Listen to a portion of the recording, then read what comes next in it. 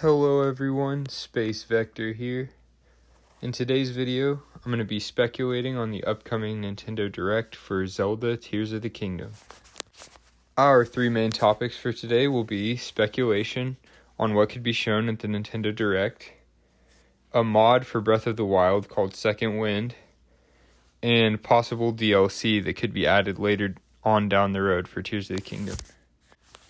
If you are new to the channel, feel free to hit the subscribe button or a thumbs up to let me know that you like this topic, and feel free to add any suggestions in the comment down below for future videos or thoughts that you have.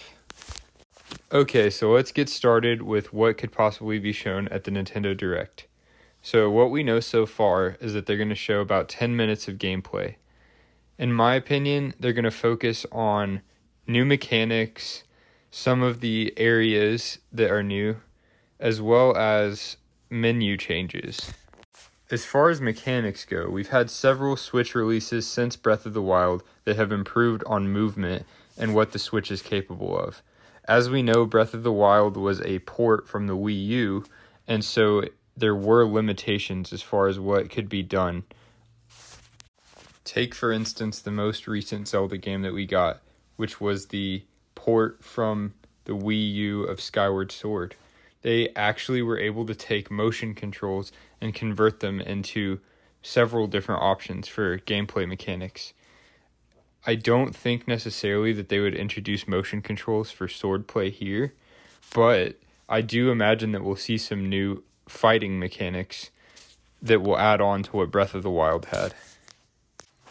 Okay, next up, let's talk about the new areas that they could possibly have. So we've already seen that there are quite a few sky locations, such as islands floating in the sky, but a lot of people are speculating that there might also be an underground area. I personally am getting a huge Twilight Princess vibe from this game, and I would love to see a few areas that are callbacks to some of the worlds that we saw there. Next on the list is menu changes. This is one area that they have a huge amount of room for improvement from the first game. I wouldn't mind if they bring back Korok seeds as a way to expand your inventory, but the way that you even just moved from one area of the menu to the next was so clunky in the first game. I feel like they could vastly improve upon that system.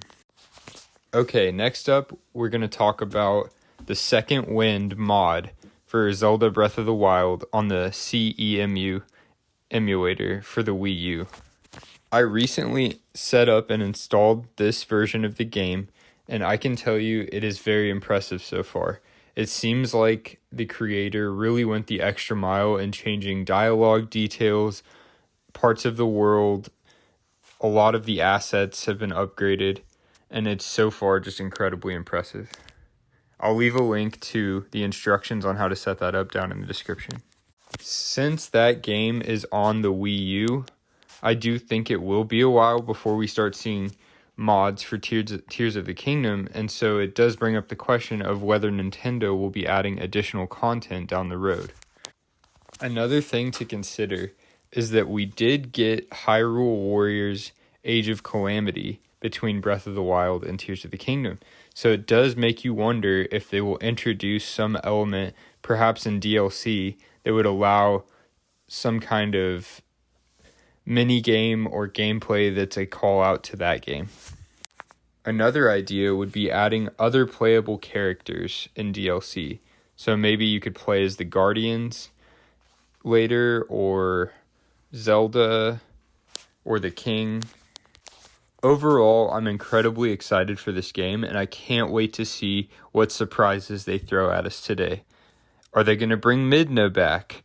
Are they going to shock us with a gameplay element that we had no idea that was going to come in this game?